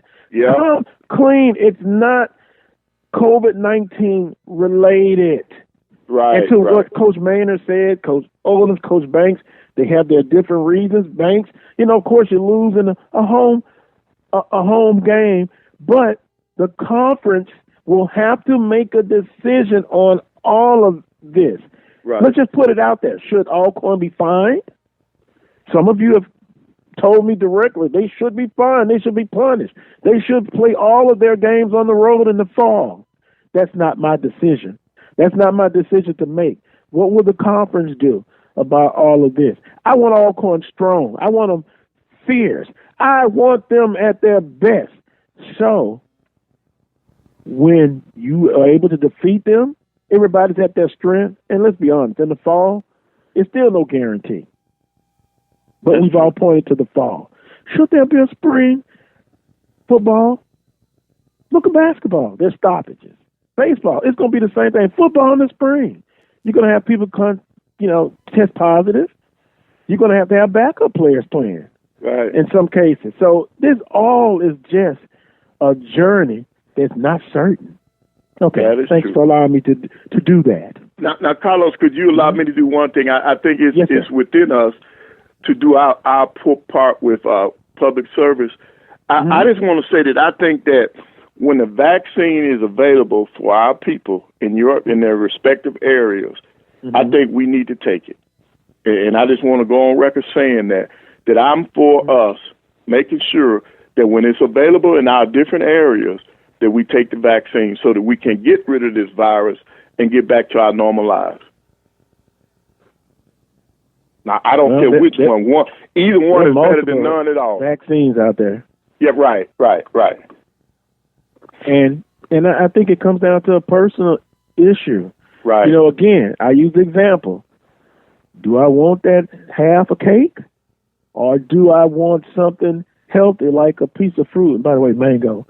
I choose mango because I choose to not go through that again. Mm-hmm. So it's all about choices and decisions we make. Yep.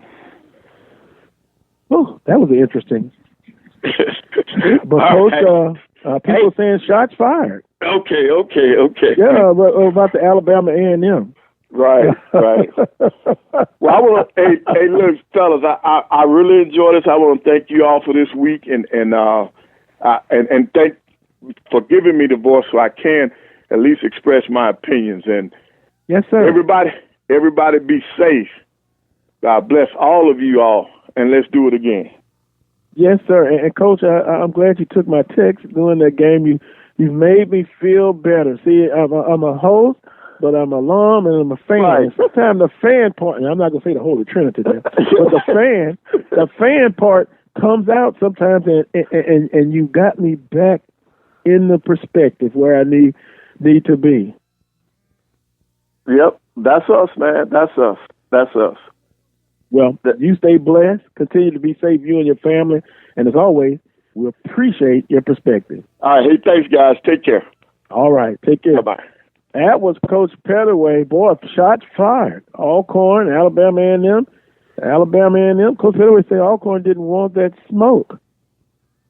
They're the master of the smoke. So take all this in the spirit that it's given. You know, Southern men's basketball, I expect you to go out and perform. Only two things I would promise now. We're going to show up and we're going to play hard. And this basketball program, still some time left. But look, regular season, then the tournament. Hey, you get hot, be consistent. Who plays well for 3 or 4 days? They get it done. Men's basketball, Prairie View A&M, number one to me. No doubt about it. On the women's side, I would go with Jackson State, number one on the women's side. Alabama State, watch out. They're pretty good. So with that being said, let me take a time out. When I come back, we'll wrap up the show with Charles Edmond of the Alcorn State Radio Network. You're listening to the Carlos Brown Show on the Open Mic Broadcast Network. Coaches, whatever your sport is, we want to tell your story. Dial our 24 hours, 7 days a week message line at 713-570-6736. Leave your game results, team results, and player results on our 24-hour message line, 713-570-6736. Have sports, we'll travel. The Open Mic Broadcast Network, serving the community through faith and athletics, the voice of student athletics. This is Sergeant Stephen Wirt, and this is Safety Talk. Do you know the top reasons why people cause crashes here in the state of Texas? Number one, failure to control speed. Over 140,000 individuals were the cause of a crash due to driving fast. Number two, driver inattention. Over 86,000 people here in Texas were the cause of a crash because they weren't actually paying attention to the roadway. Number three, changing lanes when unsafe. We had almost 42,000 Texans that did not adhere to changing lanes when it was safe on the roadway. Number four, failure to drive in a single lane. And finally, five, failure to yield the right-of-way at a turn. It's your responsibility to ensure once you're driving on the road that you're paying attention and sharing the road. Drive safe. And this is Sergeant Stephen Water with DPS with Safety Talk. Reparation won't be in the form when the conversation first came up. But reparation for the Iowa State, Jackson State, Alcorn, and the other HBCU coaches out there, you know what it would be? let the state come through and pay those coaches like they're supposed to be. Whatever Dallas State can do, whatever Arkansas Pine coach and Auburn coach who can't do for the coach, let the state chip in and do what they're supposed to do. All these states. Because it's just not in Mississippi, they got the shoulder and the stick across this long length of time. It has been all of them that have gotten the short end of the stick. Whether they admit it or not, there's some challenges out there on all the HBCUs. And now, have they done good? Yeah, they have done good. But have they done what they're capable of doing? No, they haven't. And they haven't because of the funding that they have been receiving. Our fans need to come out and support these schools. All of our SWAC fans, because attendance is down. So all of our fans have got to come out. We got to support our schools. We got to support our own. It's a message to all the alumnus. Support your schools. The voice of student athletics, the Open Mic Broadcast Network.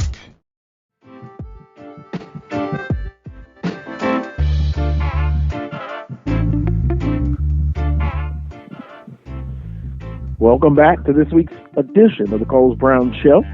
Final segment, and we shared that segment with Charles Espn of the Alcorn State Radio Network. Charles, have you had to hire a PR firm, bodyguards, any of that because of the news? When we talked last week, it was unofficial, but officially, Alcorn State has opted out of the spring football season. Want to get your thoughts on it. Everyone is interested to hear what you have to say.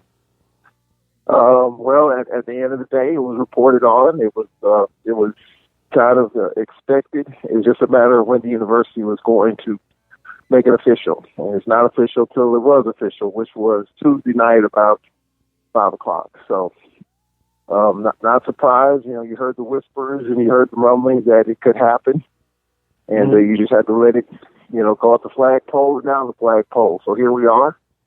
No football until the fall, and that's just kind of where we are right now on it. I know there's a lot of conversation, a ton of conversation about it, and we'll get more as we go along. But at the end of the day, you just kind of smelled it coming, and it eventually was official.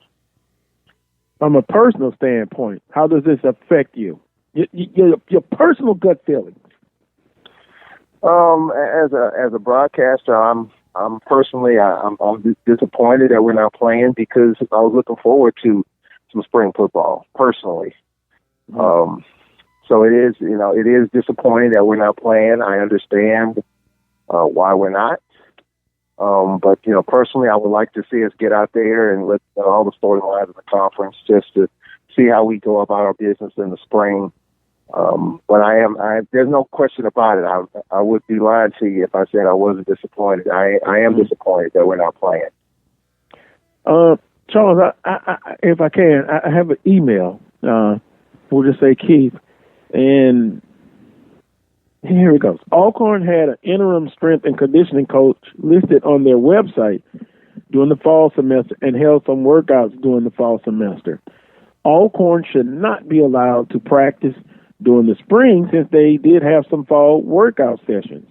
If you're opting out due to COVID and protecting your players, practicing is counter to that. Interesting. Strength, is that correct? Alcorn had an interim strength and conditioning coach during the fall, and at what point didn't have one? There was a period of time in which we were in transition in that position. So that's all I know about that. I know Lonnie Maddox was our strength and conditioning coach. He went to Valdosta State. So we were in transition in that particular position and trying to find and locate one. We did have an interim in the meantime. So there are some, there's a lot of different factions that are involved in this decision to opt out. And that's all I'll say for now about it. I know people are not happy with it. I know Maynard and A&M is not happy with it. and I know the teams that we're supposed to go, roam the banks, confused about it. I get all of it. But I'm gonna stand by what I've said since the summer when teams opt out. Teams play. Good luck. Hope you get through it. But teams that cannot play or won't play, whatever the case, I get that too. And that's all I'll say about that. It's not surprising. We're talking about Alcorn. At the end of the day, it wasn't a surprise. This is a decision that, when you're talking about these types of decisions, we get the final official word on Tuesday. But trust me, this has been, in the mill for a while. It's just, as a history teacher once told me, you got to cuss and discuss the issues sometimes. And I'm sure this was one of those issues in which it was back and forth to play or not to play, considering circumstances. And, at the end of the day, the decision was made to opt out until the fall. And that's just kind of where we are right now. And I know it's disappointing for a lot of people. It's disappointing for me, obviously, but I understand it. As someone on the inside looking out, I get it. I kind of expected it. It was just a matter of when it was going to happen. And it was on Tuesday. So we'll just kind of go with it from there. We'll just see what happens in the fall. And there's a lot involved in this whole, the whole COVID thing and everything that's going on with it. And it's a lot of fragmented pieces that we're going to try to put together as time rolls along. What do you hear from Alcornites and alumni? I mean, I hear from them too. What's their feeling? I'm trying to get the pulse on what you've heard. Kind of expected. I think I think some have some questions. But I think as time rolls along, the vast majority of Alcornites I've talked to say that we shouldn't be playing football at all. I'm not just saying Alcorn; they're just expanding it to the SWAC. We should just shut the whole thing down until the fall. But and of course, Alcornites are Alcornites. They're gonna, bleed purple and gold. They're gonna protect the purple and gold. So they understand the decision. It was just a matter of when it was coming down the line. But a lot of people understand, and I think most importantly, respect the decision that it was made. Could it have been made sooner? Probably. Definitely. But I think at the end of the day, like I said, you're going to cuss and discuss the issues and put it on the table internally before you can get it out there and make it official. And I think that's probably what happened. If you look at, either in the MEAC, Norfolk State opted out last week, or week before, whatever that was. And I guarantee you that decision was made internally weeks ago, but we just found out about it last week. And so these are the types of issues that, get discussed internally for a while. And, as far as Alcornites are concerned, I think they understand the decision. They would like to see the Braves play in the spring, but they understand the circumstances, and they'll just get ready for the fall. Well, I will personally say this: if they have to, they meaning Alcorn have to come to Mumford Stadium, I will not have an ounce of leniency against them. I want Southern to take care of business. Yeah. Hey, when you have not done well against a certain team, you've got to change that mindset quickly and then physically change it on the field. But anyway, it's a done deal. It's official. Alcorn State opts out of the spring. I don't know if I gave. I mean, Carlos, I just want to put it out there in terms of what I know, and just want to kind of calm the waters a little bit. Because as a person on the inside, it's a very difficult decision to make. It's not something that was done lightly. It's not something that was done at a snap of a finger. You have the AD, the football coach, the president, and even IHL board. I'm sure they had to be brought in the loop. And all of that takes time to work through and sort through before we all get on the same page. So these are just the types of decisions that are made, and everyone has to be on board. And in order, to avoid this shock and awe from the powers that be. So these are the types of things that happen. It's unfortunate from the fan side of the fence, but I think, internally, these are decisions that are tough, and everyone has to be on the same page. I know if it's anything like the decision makers at Southern University. It's a fight. It's a powwow. And furniture's moving in the room. But at the end of the day, when you come out, you've got to be on the same page, even if you have to go at each other internally. That's just how things go sometimes. Well, it'll be interesting to see what happens. The Mid-Eastern Athletic Conference, their spring football schedule is done, albeit some institutions are still going on with a non-conference schedule. North Carolina Central University eliminates their baseball program. We said early on, this pandemic will really cause within the world in athletics some changes. Some programs would be lost. Some athletic departments, it's going to take 4 or 5 years to get back to pre-pandemic numbers. This is just part of the course right now. And speaking of part of the course, on the basketball side, Charles, on the men's side, Prairie View, still the best men's basketball team, albeit they can't get a game in. And on the women's side, Alabama State and Jackson State, but I would say Jackson State number one. What say you? On the men's side, Prairie View, obviously their programs have been on a pause. They've been on 2 or 3 pauses. I'm still going to say that they're the best team on the men's side right now. They haven't played. I'm going to say Jackson State second. Even though the situation that happened the other night with Jarrett, he's still one of the best players in the league, the top scorer in the league. When he's on, Jackson can be a pretty tough cookie. Southern saw that. We saw that here recently. So I'm still gonna put Prairie View 1, but I'm gonna put Jackson State 2 on the men's side. And Alabama State, man, they're shocking everyone. I mean, what Frida Jackson has done this year, the last couple of years, her teams have been pretty good.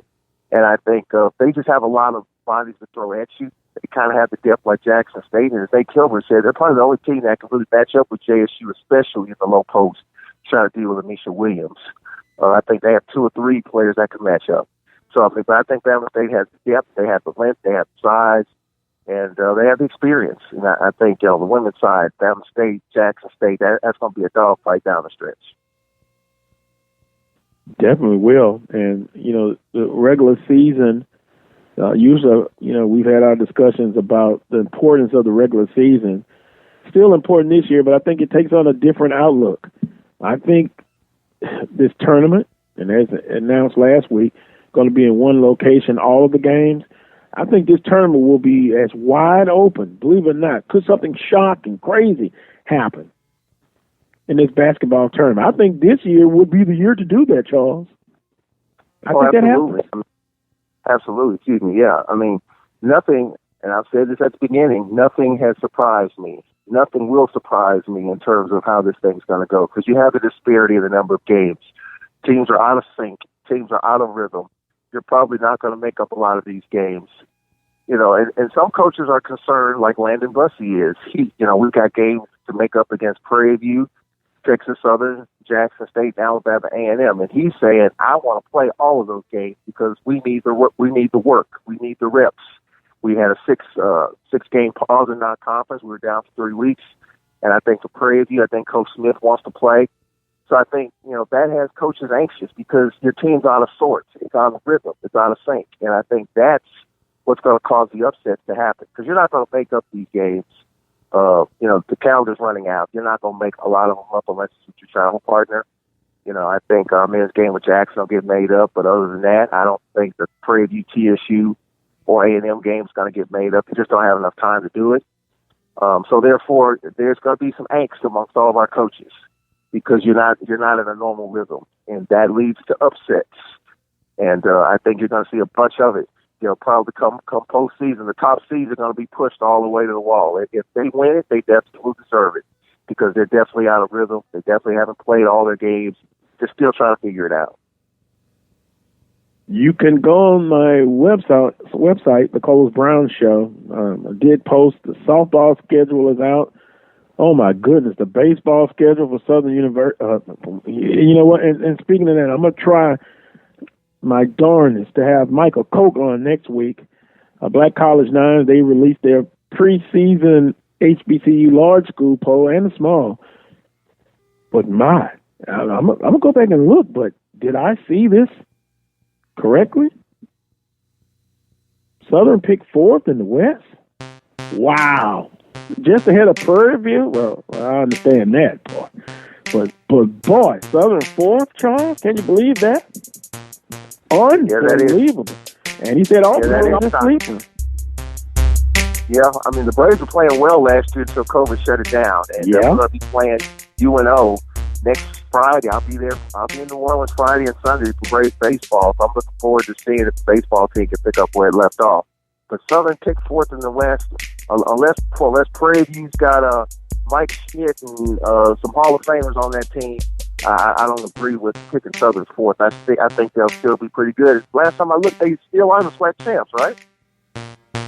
Yeah. Well, I'll extend the invite to Michael Coker next week, Mr. Baseball himself. Charles, have a great broadcast. Be safe, man. It's upcoming weather. It's going to be tricky. It is. It is going to be tricky. You all be safe. All right, thank you. That was Charles Espn of the Alcorn State Radio Network. I want to thank the guest today on the guest menu, Marlon Rogers, Coach Pettaway, Charles Espn, producer of today's show, Dr. Michael Prince. Don't forget, support the Carlos Brown Show via Cash App. Donations are always accepted. 24/7 it's open, quite simply. There's always sports to talk 24/7. Thank everyone who tuned in. Until next time, 10 a.m. to 12 noon Central Standard Time on the Open Mic Broadcast Network. Until that time, as always, peace and God bless.